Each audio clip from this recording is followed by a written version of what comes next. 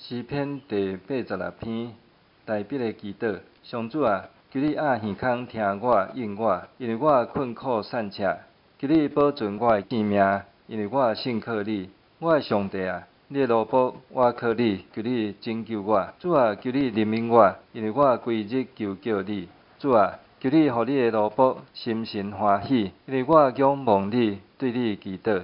主啊，你良善欢喜赦免，你使丰盛的慈爱，予所有求叫你的人。上主啊，求你压耳孔听我的祈祷，压落听我恳求的声。我伫患难的日求叫你，因为你回应我。主啊，这生命无半个会当甲你相比，因为所做嘛袂当甲你比。主啊，你所造的万邦拢会来到你面前叩拜，因为荣耀你的名，因为你伟大最奇妙的事，只有你是上帝。上主啊，求你将你的道路指示我，我要照你的真理来行。求你予我用专一的心敬畏你的名。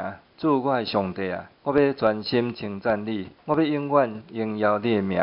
你是了予我的慈爱遐尼大，有救我的性命免落阴府上深的所在。上帝啊，骄傲的人起来攻击我，规阵强暴的人笑伤我的性命，因无将你放伫眼中。主啊，你是仁慈恩典的上帝，无快受气，阁有丰盛慈爱的信息。